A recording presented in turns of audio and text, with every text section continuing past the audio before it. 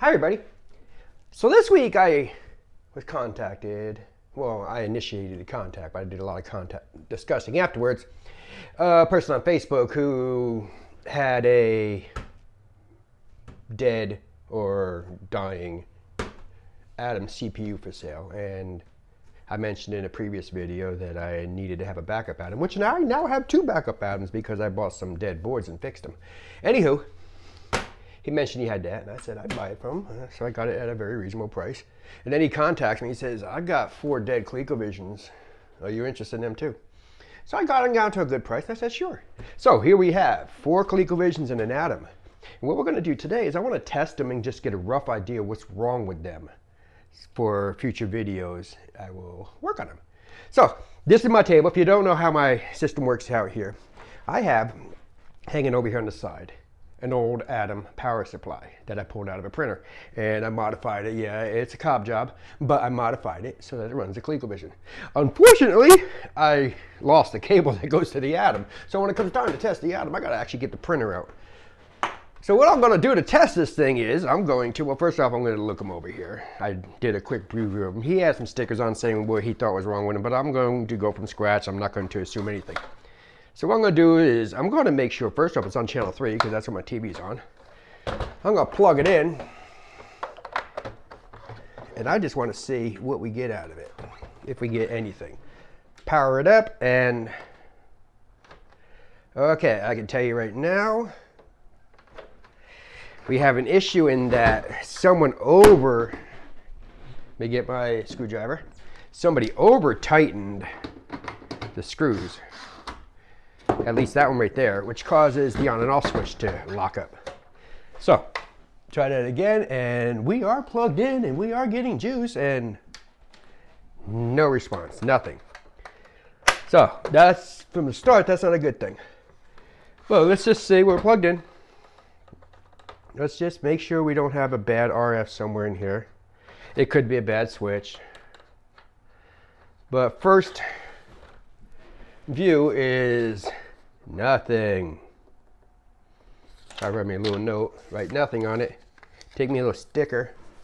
I'm gonna put it on here. We're gonna let that note follow it around. Next one we're gonna test. It's dirty. She's a dirty pig. It's got a sticker on it from Saskoa Electronics Center in Latham, New York. Anybody ever heard of that? I haven't seen one of these before. Maybe they were on it, but I've never seen one of those. Serial number's pretty high. Oh, we're missing screws. Okay. So, is that good or bad? We'll find out. We're missing screws. So obviously we know somebody's been in here, which is a given. Somebody's had to have been in them. What we got here? We got black screen. That could be any number of things. But I'm going to assume it has a very bad VRAM. So, we're going to go black screen.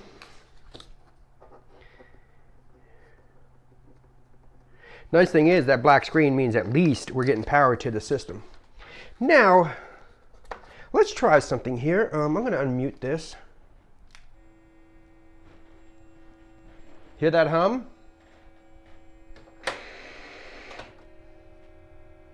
That could be the sound chip is never turned off. When the sound chip turns on the ColecoVision, it comes up in an uninitialized state, and you can get some garbage sounds out of it. And one of the first things that the Z80 does when it reads the BIOS is shuts the sound off. It's not reading the BIOS, or it's not shutting the sound off. Does that mean the Z80 is not working? It's a possibility. It could also just mean that bad RAM. We're gonna find out. Hopefully. I'm going to take this a next step, grab a controller over here, plug that in, move my little sticky out of the way here. I'm going to take a copy of Crazy Climber. The reason why I use Crazy Climber is because it will play sounds right after I push a button on it. So I'm going to turn it on. Not good?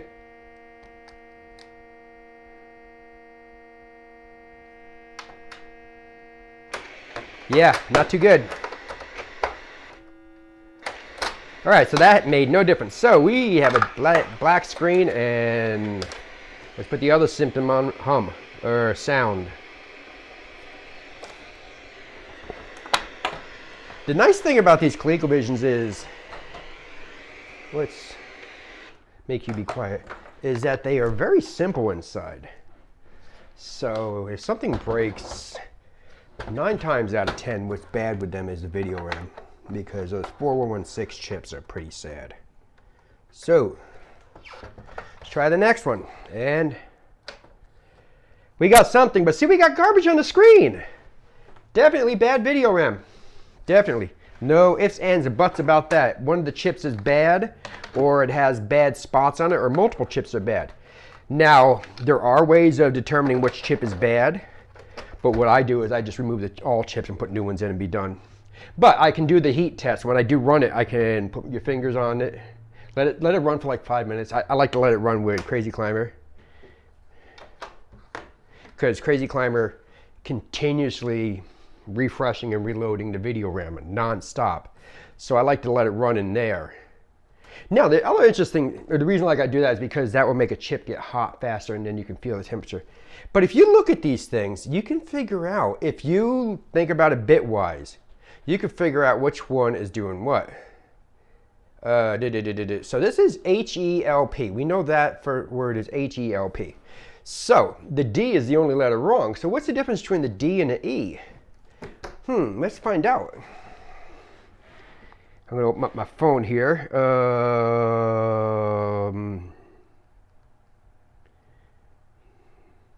Okay, the ASCII E is 69, and so the D will be 68. So that right there tells me that it's possible with that bit 0, which is the 1, is stuck low. And if it's stuck low, then any place that should be an E will be a D. Well, that should be an E there. That should be an E there. Let's see, do I see any place else? That should be an E that's not. It's hard to tell because I don't know all the words off the top of my head. This right here, this should be an E. So it looks like bit 1 is stuck. So I can look, or bit 0 is stuck. So let me just write that on here. VRAM bit 0. And what I can do is, besides the heat test, is I can look at a website that has pictures. Well, actually not a website. I can look at the schematics and find out which video RAM chip handles bit 0. And that'll give me a quick one. I can remove that one only, replace it, and see if that fixes it. If that fixes it, then we're good there. And then it's, obviously it's ugly. It's a mess. It's missing the front things. Somebody put this on the bottom. I guess they got the hours for the ColecoVision toll-free number, I would say, was Monday through Friday, 10 a.m. to, is that 9 or 1? Probably 9 p.m. so they cover the West Coast. My little stickies aren't sticking too well. I'll have to tape them on. And one more. Again, we're just missing everything down here.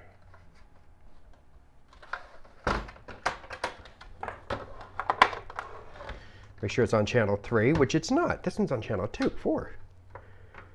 Don't want to have it on the wrong channel and then sit there try to figure out what's wrong with it, and there's nothing wrong with it. It's just on the wrong channel. Okay. So we got, what I'm doing right now is I'm moving the wire around to see. Okay. We're not getting anything out video signal wise. That could be why it's on channel 4. So I'm going to flip back up to channel 4 and turn the TV to 4.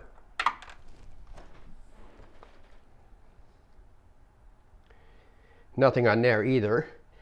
There are adjustments in the RF modulator, so I may end up adjusting that to see if I can get the carrier signal to sync up correctly. But let's just see. Let's play blind, because again, I know with Crazy Climber, when I turn it on, if I press the 1 button, it'll go into the game and it will play some music. So let's just see if I got any sound coming out of this thing. Oh, it's muted.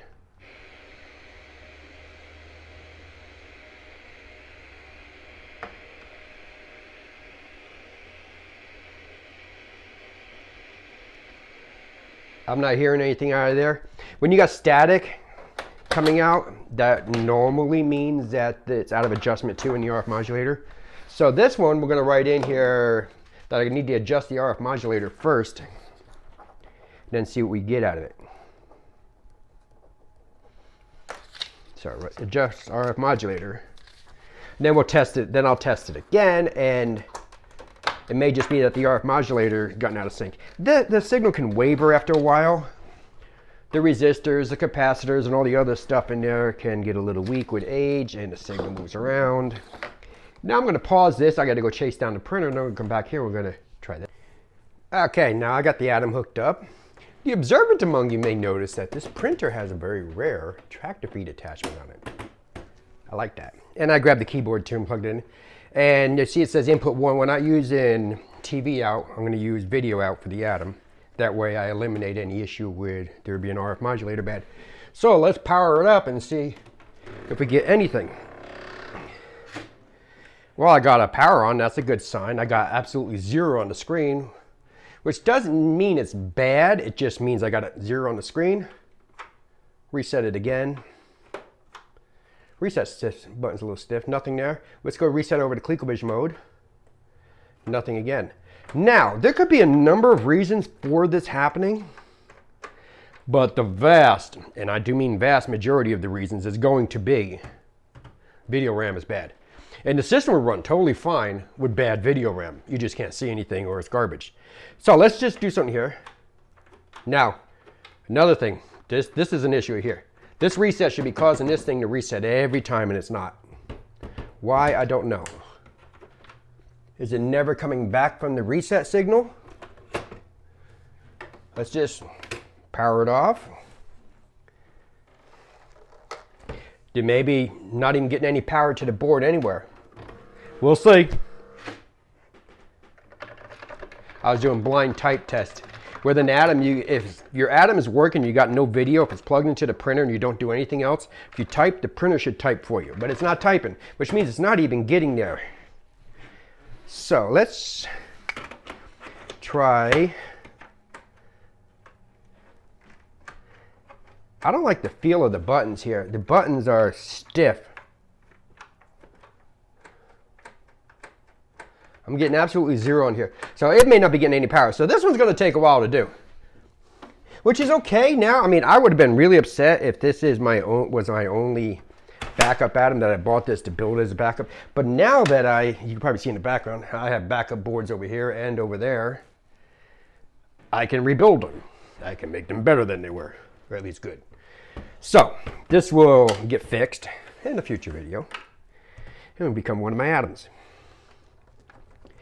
So there we go. Real quickly, I just went through the systems I have here, just a brief figure out what's wrong with them, and then there will be additional videos for each one where I repair them. Have a good day.